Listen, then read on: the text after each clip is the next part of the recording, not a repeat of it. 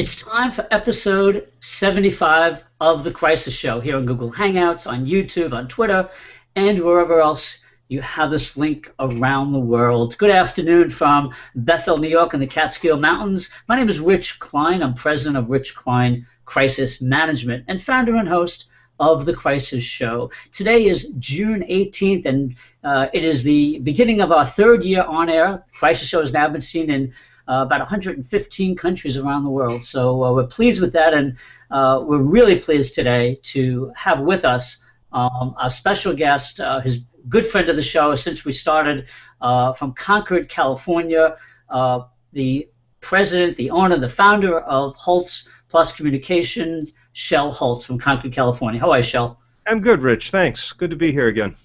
Nice to have you. Sorry we missed you last week, but I think we got you on one of the highlight clips, so good to see you. So for our viewers' benefit, we're going to talk about social media today and kind of hook that to two incidents, one that started on social media, one that didn't but ended up on social media, and those are the incidents of Delta Airlines and Kentucky Fried Chicken. And then later we're also going to talk about a breaking news story out of Washington revolving around the Washington Redskins and their loss of their trademark, and that'll be later in the show.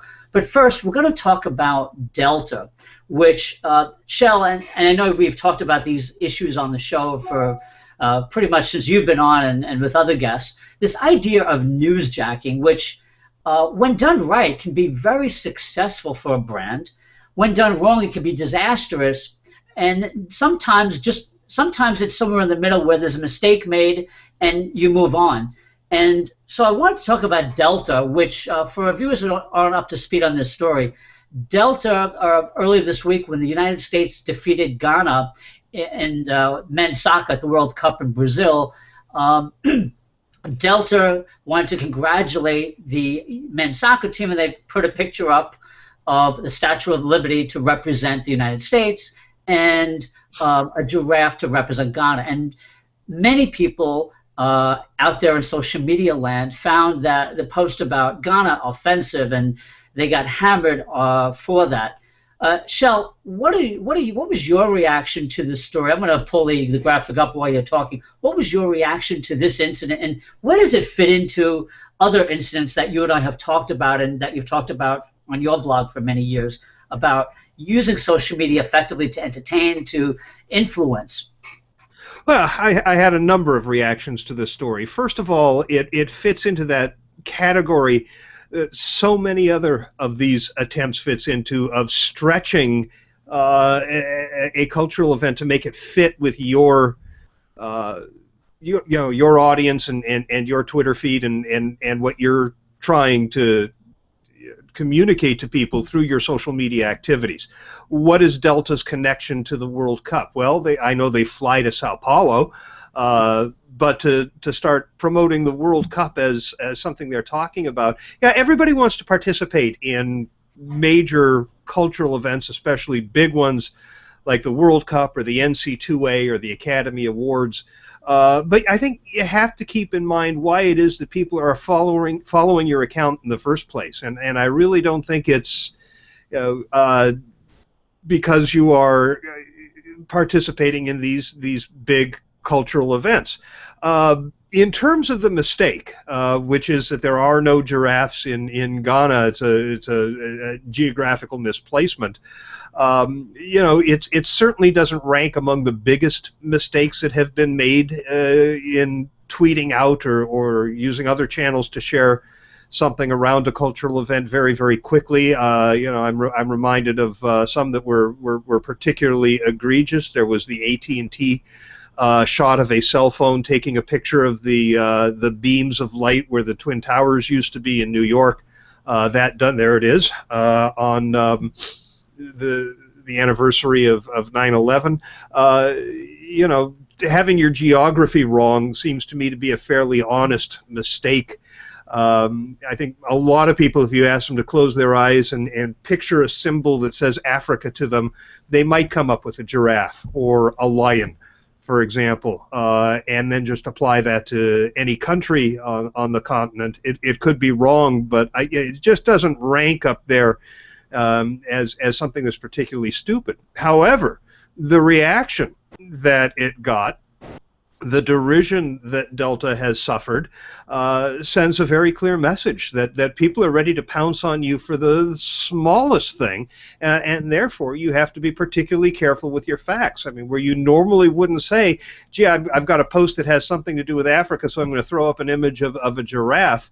These days what that means is that you have to ask yourself, is a giraffe the appropriate image to show? Let me do some fact checking before I post that. And where people are trying to accomplish things very, very quickly in this fast-paced, as it happens, real-time, always-on social media world, that's one of the first things that goes out the window, is that kind of fact-checking. So I think a lot of organizations are opening themselves up to derision and criticism by not being very cognizant of those potential, blowbacks.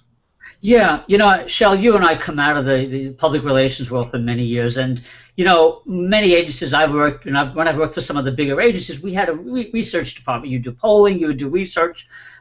It seems to me that with social media, the way it's been since its inception is, of course, it's real time, and you have to be quick, and you have to beat the competition. We all get that, but I wonder if you and I here can have a conversation about, do you think that companies, brands, need to treat their social media department, if you will, wherever it's attached, whether it's attached to marketing or PR or it's on its own, should they be more careful and have these things vetted? I'm not saying vetted by the lawyers, because that could take 3 years, but certainly some kind of just basic research department, or somebody who could please look this up and make sure it's accurate. I mean, God, we have Wikipedia. How long does that take? Well, that's what I'm saying. I don't think you need a research department. You need the social media person who's about to post that image to stop and think and say, I'm going to go check to see if there's giraffes in Ghana, which is not something that, if I were going to do this 15 years ago on an inter-office memo, or as an image I'm attaching to an email going to my friends, it wouldn't even occur to you. And I think that's the mentality, that's the approach that a lot of these people who are working in social media jobs, and let's face it, when you're the person manning the Twitter account, that's not a $200,000 a year job. That's a $50,000 a year job. It's bound to go to somebody who has not spent a lot of time out there in the business world, and may not have the critical thinking skills that would have to attach to somebody whose activities could result in this kind of blowback from the public. Yeah, and thank you for raising that, because this is something that I have talked about a lot on the show, this idea, this reality, and you really nailed it, Shel, that many companies are hiring people very often right out of college, and I see the job posts myself because I like to keep up with what's going on, and you'll see the expectation of, protect reputation and be a great communicator, and yet they're asking for somebody with less than 2 years, maybe even less, maybe even a recent graduate, to run their social media. And I think the conversation that we're having, I hope, is helpful to people listening, that it should, in my view, it shouldn't be a $50,000 a year job today. I think it's taken on much more importance, and I'm not saying it has to be the 200,000, but it should be 80, 90, 100, or 100 and a quarter, so you're getting a more seasoned person in that position, because I believe, at least my view, that the risks on the other side are too great. Delta, yes, they didn't get hurt by this as much, but you and I have seen endless examples of social media tweets, posts on Facebook, YouTube videos that have really hurt companies. So that's just my view. I don't know what you think about that, but I think it should be treated more seriously. And I'm not saying you shouldn't have that $50,000 a year person, but maybe that should be your number 2 person, not your number 1. Well, I've seen salary surveys for social media jobs, and I think it is what it is. But I think that the supervisory function needs to be more in tune with providing the training and making sure people are up to speed on what the issues are. I think what's happening is that we're hiring people who say, "Yeah, I've managed Twitter accounts," and we're putting them in front of the computer and letting them go. Where are the social media management systems that have somebody higher up checking it before it goes out to the public. A lot of what we see are just dumb but understandable mistakes. I thought I was posting it to my personal account. I didn't realize it was going out on the corporate account. Right. And I think there needs to be a certain amount of forgiveness for that. What was the incident? It was just a couple of weeks ago. Somebody did that where they posted to their corporate account instead of the personal account, and the reaction from the company was, it was an honest mistake. We're not going to punish this guy. Right. I can't remember what that situation was. But I remember that it happened. It was fairly recent, and I was very impressed that the company didn't overreact and jerk its knee and say, we're going to fire this person because they made an honest mistake. The social media world out there can be very, very unforgiving, but also it has a very, very short memory for a lot of this stuff. I think if Delta had just ignored the criticism and moved on, nobody would have remembered this tomorrow.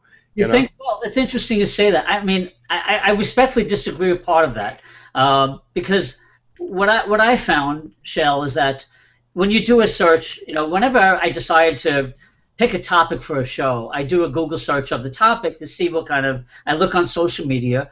I do a Google search on the website of things, and then but more importantly, I do a Google search on the news side of things. And so, if this story, so it started on social media, yeah, it was a tweeted mistake, if you will, but then you have a news story that has let's say 200 or 300 sources replaying that AP story, the USA or NBC, you know how the drill, and it gets like this. So it gets a lot of traction then by credible sources. And so the media, as you know, are making mountains out of a molehill, and we can't change that. And so what our clients, what our people watching, businesses, organizations, they need to be aware that it's not just a social media mistake. Things that start on social media get into the mainstream media, and that can make it go back and forth between. Yeah, so then absolutely. Tweeting at the news story, so then it really goes crazy, right? And, yeah, absolutely, and that's absolutely right. This is why you have to do the fact checking and make sure you get it right. But even if 50 million people who might be Delta customers read the story, I think 48 million of them are going to go, yeah, so. Yeah, and I just don't think they're going to see it as big a deal as for example, the tweet that came out of GM that insulted Detroit drivers. Right. Which reflects right back on the brand. I think you look at Delta in the aggregate and what the brand means, and this is a company that has done social media very well. They set up well in advance of any other airline, Delta Assist, where they've got customer service people helping stranded customers, stranded passengers in real time, so they don't have to sit there on hold listening to that awful hold music that you have to listen to while their phone battery drains. And you go to Delta Assist on Twitter, and at any point you're going to see a tweet from somebody saying, "Thank you, you've saved my life," or something like that. In fact, the first time I went to Delta Assist, I saw a tweet from somebody I knew thanking them for helping him out with his travel woes. So, in aggregate, as it affects the Delta brand, I think, putting an animal in the wrong geography isn't going to mitigate against them all that badly. Still, I think they would have rather avoided it, and the way to do that is teach those critical thinking skills to the people who are staffing that Twitter account so that they stop and check before they just let it fly. Yeah, and thank you for mentioning that, because that's a nice transition to the next question I want to ask you, which is Delta's. The question is, what should Delta have done after they apologized in their tweet? They put out a statement on their the news part of their website. They tweeted this out. Let me read it to you for our viewers. And this was just yesterday. Last night we posted a congratulatory message on Twitter and Facebook to the U.S. soccer team on its win in a World Cup game. The message used an image of a giraffe to represent Ghana. The image was both inaccurate and inappropriate. As a global airline, we understand the role images play in shaping global perceptions. We also recognize our responsibility to create messages that are both accurate and inclusive. We take this responsibility seriously. Yesterday, we failed to meet this responsibility. For this, we sincerely apologize. We have removed the image and are reviewing our processes to ensure that future images and posts reflect both our values and our global focus, period. So the question I have for you, Shel, is A, was it a good idea to issue this statement, and based on what you just heard, and I know you didn't have it memorized or in front of you, but tell me what your reaction to the content was. Does this add fuel to the story, or does it help them? Probably both. I think there are people who are going to react to it one way, people who react to it the other. It's not a bad statement if a little officious sounding. Yeah. Obviously, the lawyers have been through that one. A part of me thinks that they could have reacted with, humor. I agree. Maybe we should have done this and had an image of a kangaroo representing Ghana or something. Just go completely outrageous the other way. The internet seems to like when companies do that on things. I mean, this isn't a racist image. I don't think anybody's going to feel like it offends a group of people. It's just cluelessness about biodiversity and geography. I think they could have gone a number of different ways with this. I do have to say, though, that the tweet they sent out apologizing for their previous tweet that misspelled the word previous and ended up saying, "We apologize for our precious tweet," again highlights the care that you have to take in real time. The statement that appears on the website that gets proofread is one thing. The statement that's getting typed in a hurry by the person staffing the Twitter desk is another. And I think that opened them up to even more ridicule than the original transgression, because it was just sort of piling on. Yeah. And by the way, airlines have much bigger fish to fry in terms of complaints and criticism. If you go to Delta's Facebook page, you hear about delays, you hear about baggage lost, customer service issues. Those are the things I think that are most going to affect your brand more than anything. And those are the things you got to get right. There you really have to be interactive with, where people are really, have legitimate grievances about your service. That's going to hurt your brand more than anything. Well, I mean, you look at United, which just last week went through a new broken guitar story with a different musician, and it was even a Taylor guitar. It was even a Taylor guitar. So they're out there apologizing again, but their processes haven't changed. The guy went through the same thing as Dave Carroll did with the original story, where people were saying, sorry, we're not going to fix that, we're not going to repair it, we're not going to replace it. And they didn't learn from the first one. And I think that's where the opportunity comes in here for airlines or any other brand, is when you suffer that kind of reaction to what is viewed by the customer as bad behavior, you need to find a way to fix it so it won't happen again. And United didn't do that. I find that broken guitar story to be far more egregious than the mistaken geography story. Yeah, Shel, I didn't hear about the guitar story. There was a story involving United and golf clubs of this professional named Rory. They lost the clubs of a pro on his way to a tournament. Yeah, trust us with your best your most precious merchandise, right? Yeah, this is the story I just pulled up on that one. Right, yeah, but interesting. I had a post. Let me see if I can find this. But it was United. I think my title on Facebook when I shared it was "United Still Breaks Guitars."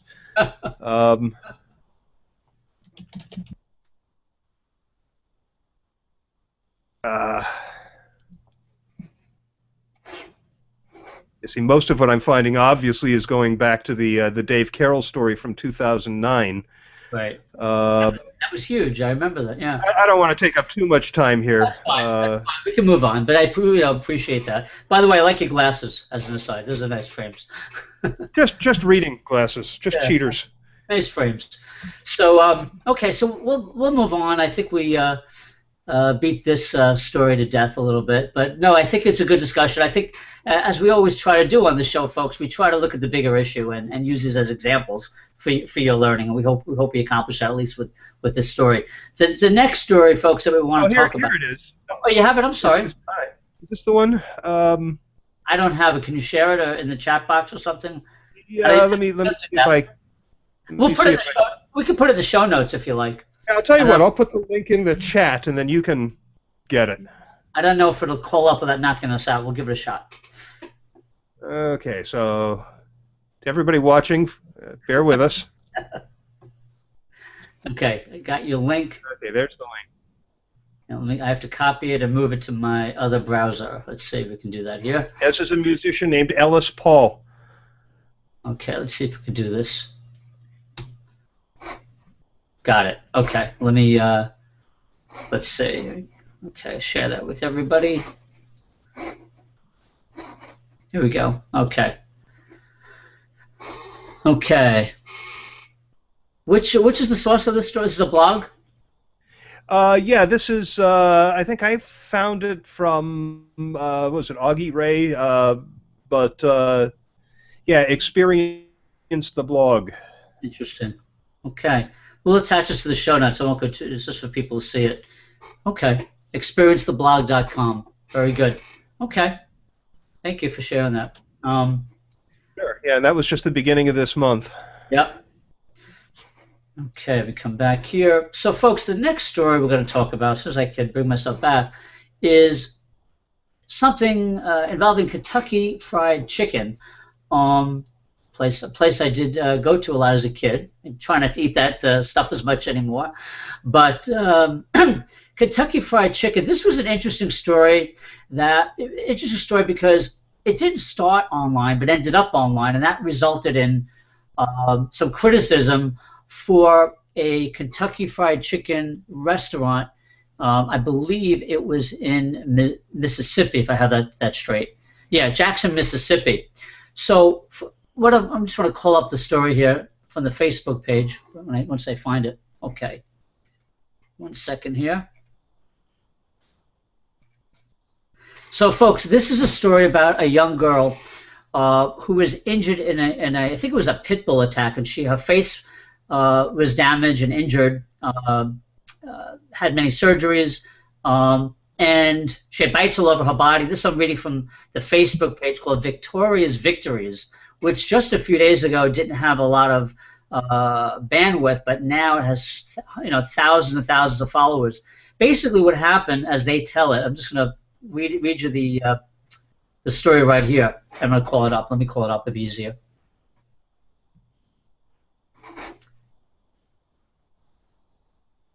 One sec here. Share screen. Okay, here we go. So this is Victoria's Victories Facebook page, and this was the post from June 12th, almost a week ago. And so the person who runs this page, Shel, I think it was you who said it was this little girl's grandmother who administrates this page. I haven't looked in. I'm not sure, but all right, but someone in the obviously a family member, I think is fair to say. So what she writes: does his face look scary to you? Last week at a KFC in Jackson, Mississippi, this precious face was asked to leave because her face scared the other diners. I personally will never step foot in another KFC again, and will be personally writing the CEO. So what happened was, an employee at this restaurant asked her to leave, and this resulted in the post. And then the next day, we have this from Kentucky Fried Chicken. Please accept our sincere apologies. Hold on, I have to just move my screen over so I can read it. Please accept our sincere apologies while we try to investigate this incident. If you could help provide details of the incident, and then they give this strange email address, social.media@surtech.com, and we will look into this immediately. We have zero tolerance for any kind of disrespectful behavior by our team members. Once we have further details, we will immediately investigate this and take action, and we wish nothing but the best for Victoria and her recovery. That got 3,164 likes and almost 500 replies. So, Shel, what's interesting about this, and I know we've seen other examples of this, is that it was a story that, let me just bring myself back here, a story that started in a Jackson, Mississippi, and of course, 10 years ago, 12 years ago, that story would have stayed in Jackson, Mississippi. But because of the power of social media, somebody who goes to a restaurant or any store, any retail outlet, has a grievance with a company, they go post it on their social media, it then becomes a social media story and an even bigger media story, which was the case here. But what happened, the PS to the story, folks, is that as a result of this, Kentucky Fried Chicken has now said it's going to donate $30,000 to this little girl's medical bills, which I think was great. and they also apologized. But Shel, talk to us about, let's just look at the aerial view first from your experience. We're looking here at a story that, like I said, started in a community, a small city, if you will, and then went online and then became a big story. Talk to me about that and what you've seen over the years. Another example. Well, it happens. I mean, this happens all the time now, and interestingly, it happens almost on schedule on a regular basis to fast food companies. You know, a lot of people are going in and out of KFC and Taco Bell and McDonald's and Burger King and all the rest of them. They all have smartphones with cameras. And it's really easy to capture an incident and share it. And if it's something that, for whatever reason, you know, captures people's attention, then it's going to get shared. And particularly examples of mistreatment and bad behavior tend to get shared. I mean, I'm thinking of the YouTube video that the Domino's Pizza employees, I think they were in one of the Carolinas, that they posted. There was the person urinating into the kitchen sink at one of the restaurants. There were the pictures of the rats running around. I think it was a Taco Bell. I shouldn't say that if I'm not sure. I don't want to attach an image to the wrong brand. But you know, a lot of this revolves around behavior of employees, and that's an issue. But you know, this is the idea of the iJournalist, that everybody who's got a smartphone, everybody who's got a Facebook page, everybody who has a Twitter account is now reporting what they see. And you know, what used to stay confined in a local area is now possibly global news, depending on how it resonates with people. Yeah, and to your point, Shel, I did a Google of, you know, Kentucky Fried Chicken on the you know, the news section of Google. And this story looks like about 358 articles so far, and that's just the first batch. There's another 170 beyond that. But I guess it goes to what you said earlier. It's kind of like the Delta story, you know, the kind of training that you, because every employee today is an ambassador to your brand, right? It's not like the old days where, you know, the media wasn't covering your frontline employees. They were just dealing with your corporate management. And now everything that happens can be a potential crisis, right? Yeah. If you look at the reviews Yep. that they're getting on social media, on the KFC Facebook page, most of them seem to be very supportive of what KFC has done in response to this. Absolutely. You know, clearly, I don't think anybody would think that it's a corporate policy to do what somebody on the staff did. And you know, this is an issue. You know, I've talked about this. I've even written about this. Is that, you know, not that long ago, the manager of a local fast food outlet would hire at minimum wage anybody who can flip a burger and stick a bag out a window. They don't even have to do math because the cash registers now figure out what the change is that you have to deliver. Right. And that's that. But I think now you have to hire someone who's going to behave, and you have to provide the kind of training around the values of the organization. And frankly, at some point, you know, we're going through this minimum wage argument right now.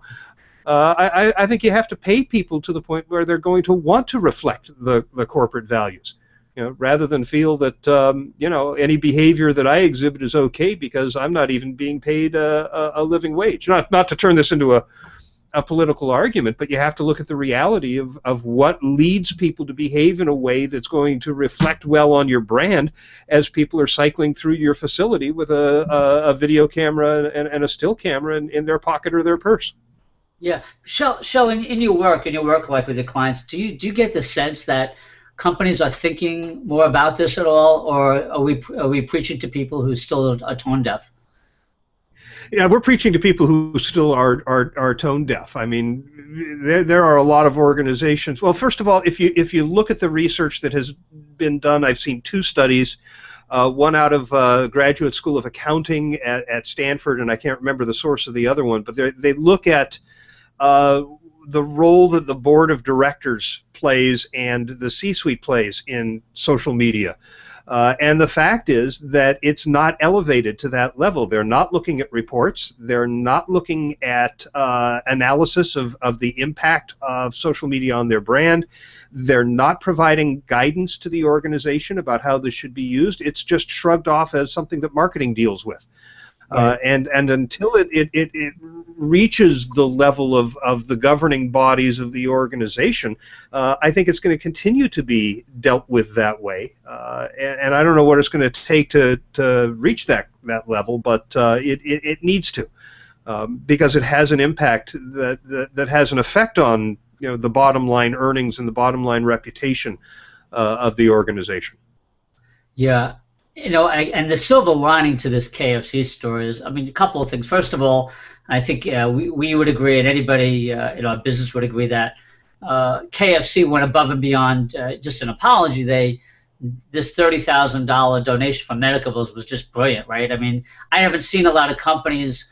I've seen companies been involved in much worse things, ethically, morally, from a corporate standpoint. And they'll, tweet out, we're sorry that people died or were injured, for instance. I'm using an extreme example.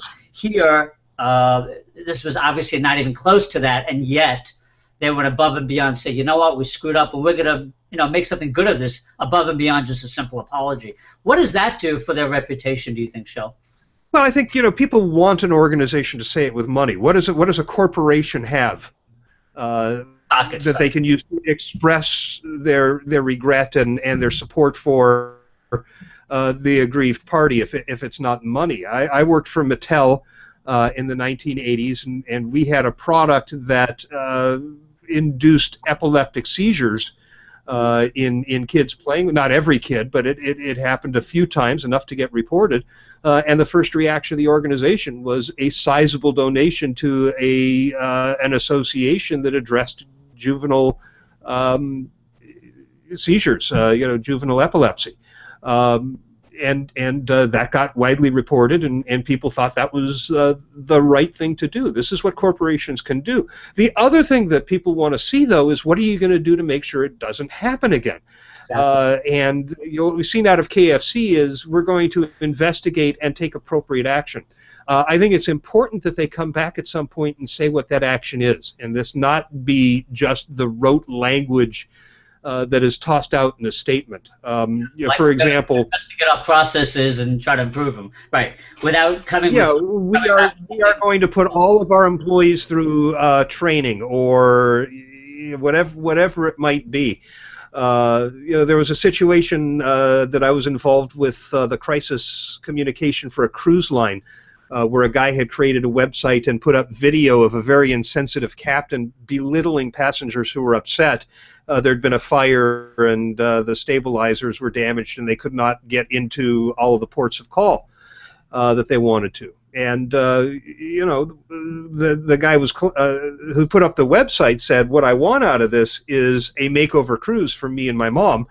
But what I counseled was have the CEO talk to the guy, find out what he thinks should be done, and then do some of it. And one of it was all of your captains need to learn how to interact with passengers. So they came back out and made a statement. We are going to put all of our captains through sensitivity training. The guy took his site down. So this is just such a fundamental element of crisis management is that you have to tell people what you're going to do in order to keep this from happening again, because it's risk that really affects people, the sense that I am at risk. If my child is disfigured and I go into a KFC, I stand a chance of suffering the same ridicule and going through the same emotionally traumatic experience. And therefore I would never take my kid into a KFC. You want to avoid that, make sure that people understand that you have taken steps, not just that you're going to, but that you have. Right. Yeah, and it's interesting because I'm just looking back on this Victoria's Victories page. They got the Today. They did interviews with the Today Show, CBS News. I mean, this went really big when the story first broke. But the nice ending to this story is that something good is happening. Her Facebook page, as of June 14th, had 250 likes. It now has 165,277 likes. That's amazing in less than a week. That's the power. I mean, it really shows the power of social media, right? I mean, how fast a story can travel. And this person, thankfully, this girl will, I think, will be taken care of, and the support she got worldwide is just very nice.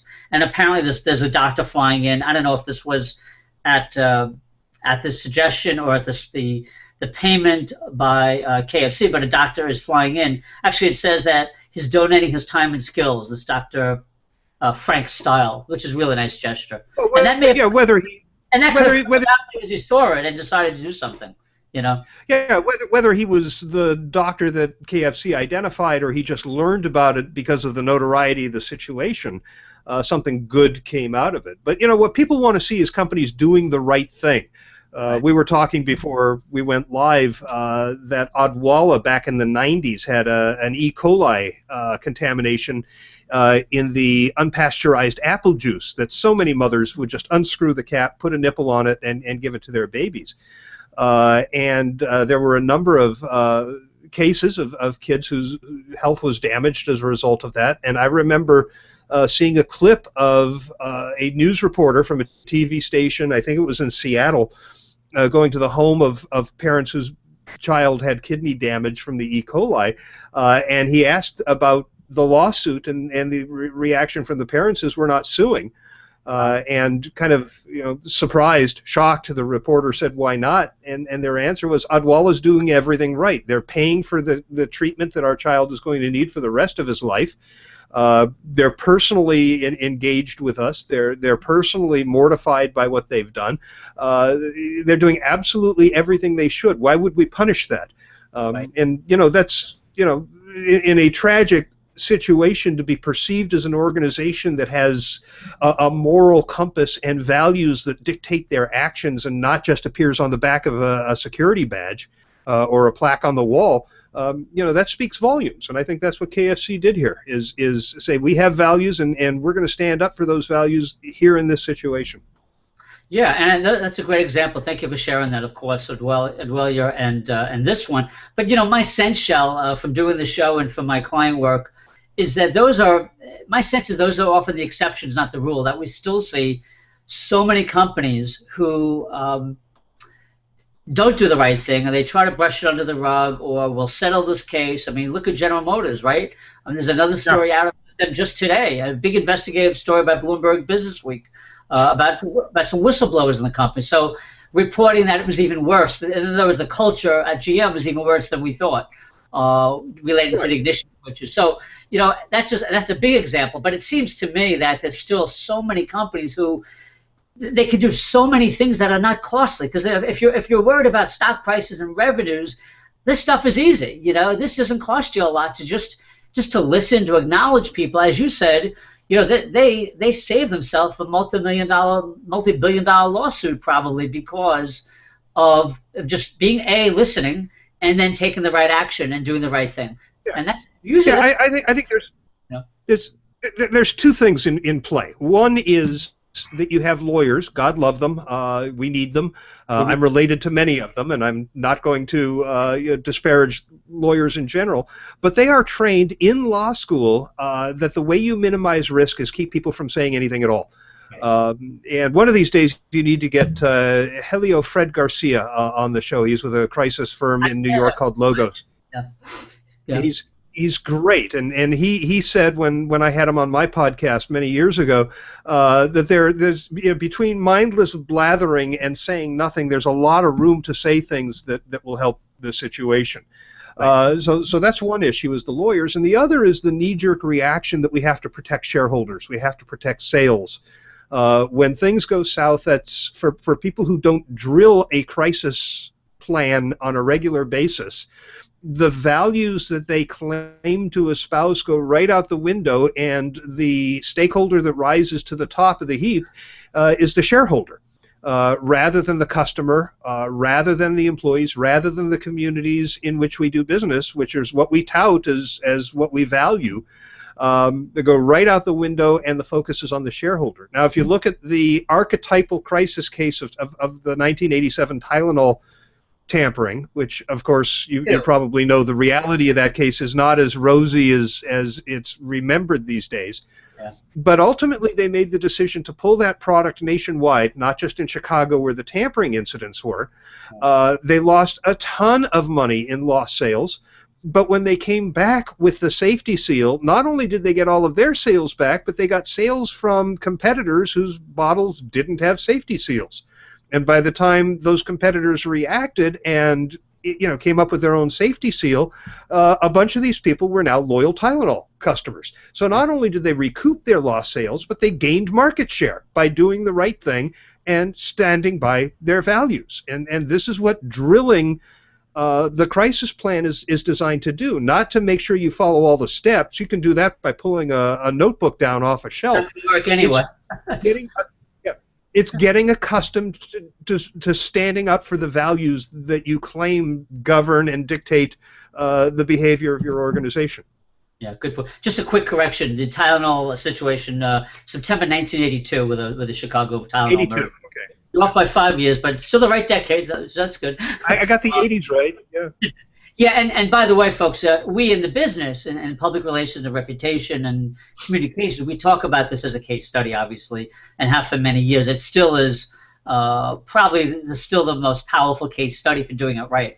I think, even though it was so long ago. And what's interesting about that to me, Shel, is that was 1982, a long time ago. I was still in college, but we've seen so many incidents since then, BP and GM, so many since then go on, where they haven't learned from something that happened long before there was even social media. You didn't have this technology tools to help you communicate, and they still did it right because they knew how to deal with the media. They knew they knew what to say and they knew what to do. They took the right action. They were slower than people remember it today. I think it was 3 days before they made the decision. And people have this sort of rose-colored glasses view of it now, that it was this instantaneous great behavior, but still better than most organizations even today would do. You're right. Oh, absolutely. That was quick for that time period too. Because back then also, there were companies that thought, well, if it doesn't make tomorrow's newspaper, it's going away. It's not going to go anywhere else. So, but they made a great. Not to linger on Tylenol, but another thing that did was it did bring the PR department up to the decision-making table. One of the first times that had ever happened. So that was great visibility for our profession. Absolutely. But again, even I'll repeat this. Even still, all these years later, many companies still keep PR at the bottom, or they tie it to marketing. And I think you make a great point there too. When you're having a crisis, you want your PR person, you want to give them a seat at the table. Not when the crisis happens. Yeah. You have it, and you're right. Whether it's internal or people like us, consultants, we need that direct access so we can give you the best advice. Obviously. Yeah. So that's an interesting point. Good. Okay. So we talked about Delta. We talked about Kentucky Fried Chicken, and now we're going to talk about this other story that really broke today, but it's been a long-running controversy around the Washington Redskins. For those of our viewers overseas, and we have many, Washington Redskins are a football team here in the United States. That's football, not soccer. different sport. Real football. No, sorry. Real football. Real football, right. So the Redskins have been dealing with this issue for many years now about their name, and of course there are many other teams and colleges, universities, and professional sports which have names that can be considered derogatory or bigoted, and the Redskins have faced this for a long time. Today, the United States Patent and Trademark Office, in a 2-to-1 decision, it went public that they are going to remove the Redskins. They're going to lose the trademark to that name, which is going to cost the Redskins a ton of money. But the Redskins owners came out, the attorney for the owners came out and said they're going to appeal that decision. Now, Shel, you turned me on to this story. Tell me why this is important to you and the larger discussion of a company, an organization. It's not a company, but it is a company, the Redskins, the owners. Why is this important to their reputation? And well, I'm going to read the statement in a minute, but talk to me about why the story was interesting to you. Well, the crisis is one of those longitudinal crises that won't go away. If I separate myself from the emotional components of this story, and look at it merely based on what kind of counsel I would provide the Redskins organization as a PR practitioner, it would be change the name already, because this is not going away. It's polarizing your fans. It's polarizing sports reporters and the media in general. This is what people are talking about, not how your team is going to do this year, not who your new coach is going to be, or changes that you're going to make to try to have a better year than last year. People aren't focused on the game; they're focused on this controversy, and they will continue to be. You have I can't remember the name of the organization, but it's an umbrella organization for tribal councils in the U.S. That represents more American Indians than any other organization. They did a 2-minute commercial that aired during, I think it was an NBA final game, that was a brilliant piece of filmmaking. You know what? Let me interrupt. That's not it. I think this one might be it right here. No, yeah. That's not it. That's not. I can. But you know what? Let me get it tonight. Well, I'll tell you what. Let me play this one too, because I think this is related to it. I think this is a powerful one. This is the one that was showed during the NBA Finals. Can you hear me? Yeah, I can hear you. Let's play this one, because I think it is powerful. It is related to it. So is that okay? For a minute? Yeah, but I'm just about to send you the URL to the...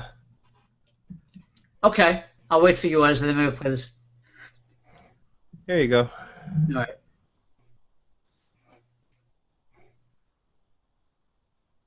I don't see anything. You putting it in the chat box? Yeah, let me try that again. Oh, there we go. All right. Let me try this one. Okay, hang on. It'll take you straight to YouTube. Okay, let me paste it in here for our viewers. And you may get a pre-roll on this. Yeah, that's it. Okay, look. I'm hitting the play button. Let's see what happens here.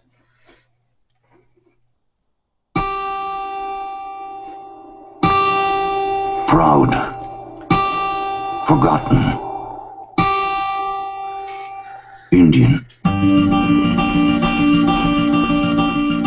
Navajo, Blackfoot, Inuit, and Sioux, survivor, spiritualist, patriot, Sitting Bull, Hiawatha, and Jim Thorpe. Mother, father, son, daughter, chief, Apache, Pueblo, Choctaw, Chippewa, and Crow. Underserved, struggling, resilient. Squanto, Red Cloud, Tecumseh, and Crazy Horse. Rancher, teacher, doctor, soldier. Seminole, Seneca, Mohawk, and Creek. Mills, Will Rogers, Geronimo. Unyielding, strong, indomitable. Native Americans call themselves many things. The one thing they don't.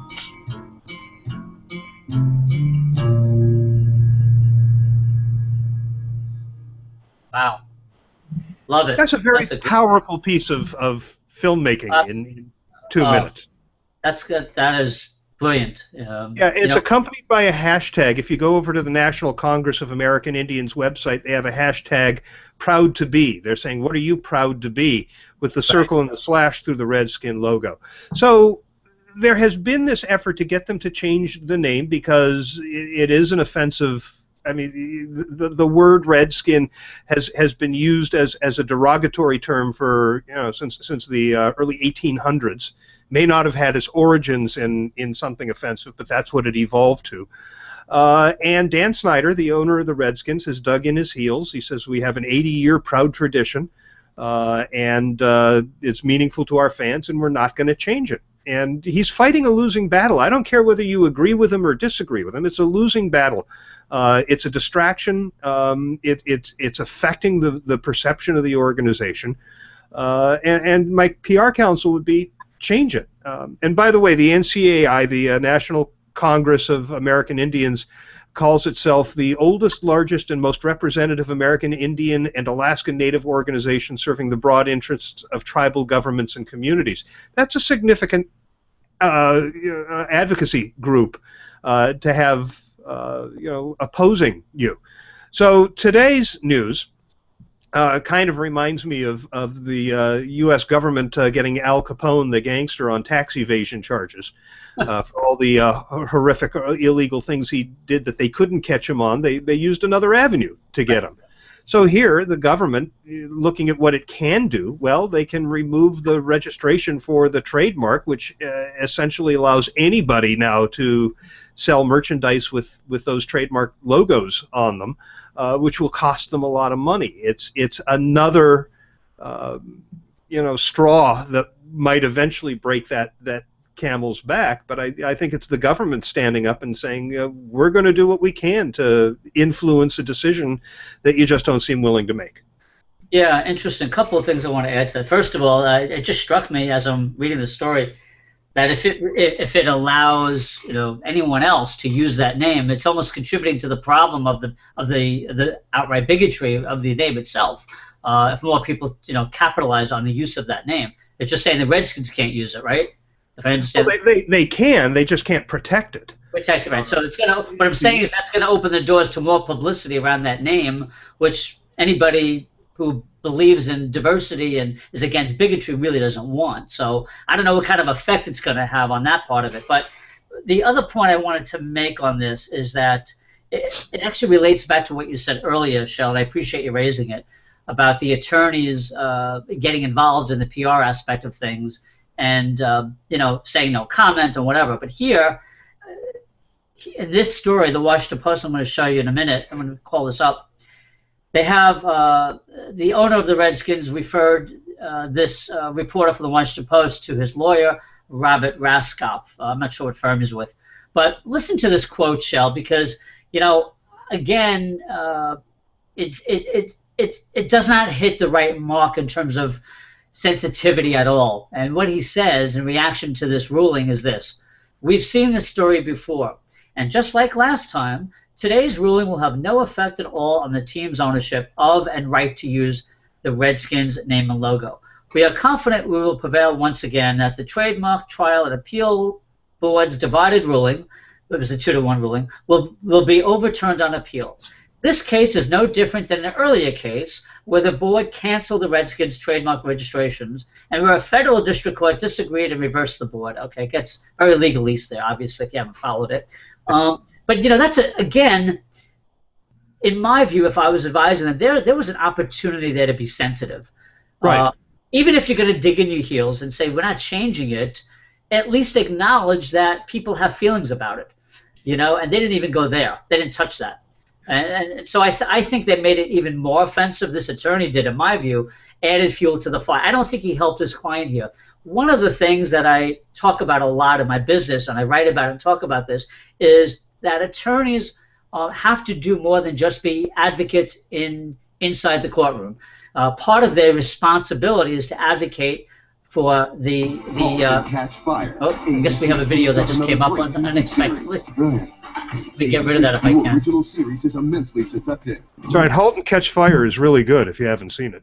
What is that? Okay, good. A little plug we didn't give intentionally. It was one of those video loops. But what I was saying, Shel, and for our viewers, sorry about the interruption, is that, part of advocacy as an attorney today has to be about the court of public opinion. And we can't drive this point home enough. It's not enough to just say, we're going to win we're going to appeal this. We've seen this before. I think this attorney did not do his client a service, even if his client may have thought it was a service. I think it made it worse. I think it adds just this. When I read that, I said it left a bad taste in my mouth. If I was a Redskin fan, I wouldn't feel good about it. And if I were one of the people advocating for the name change, the first thing I would do is go back. The first thing I would do after hearing the attorney's statement, is go back and find out what the justification was for the last time the registration was removed and see if it's different than this time, because this time it's based on the fact, and this was in the Washington Post report, that federal trademark law does not permit registration of trademarks that may disparage individuals or groups or bring them into contempt or disrepute. If the last time was a different reason, then you can't be sure that a court is going to find in your favor this time. That's a great point. He came across, just from reading it, I mean, I can only imagine if he was standing up at a podium saying it, came across as really arrogant. And I see this over and over again. These attorneys are so overconfident, but at the same time, I mean, it's good to advocate on the legal side, but you also have to be sensitive to the other voices that are out there when you're making a statement like that. And you also have to get away from the legalese. That was filled with, this decision and that decision. It didn't help his client at all. There were other things, other messaging, if you will, that could have been written that would have strengthened their argument, if there is a way to do that. Yeah. Essentially, the supporters of the Redskins in their current position are not going to be moved by this. Right. But they're not going to get people to start thinking that we've got to cut them some slack, or they're just going to get the opposition to dig their heels in harder than they already were. Yeah, Shel, when we were doing the warm up, you mentioned, and I don't know how much you read into this. I haven't. Do you have any information about some of the NCAA teams, like the other that may be comparable, or even some of the other professional teams out there that have also been brought into this discussion? Yeah. The one that most people are talking about is the Cleveland Indians, the baseball team, Major League Baseball. Not because of the name of the team. There's nothing that people read as offensive in the word Indian. I mean, I know we've moved to Native American. Not correct necessarily, but it's not offensive. Right. But their logo, who's called Chief Wahoo, is a caricature that highlights the most offensively stereotypical preconceptions that people have of Indians, and I think that might be next.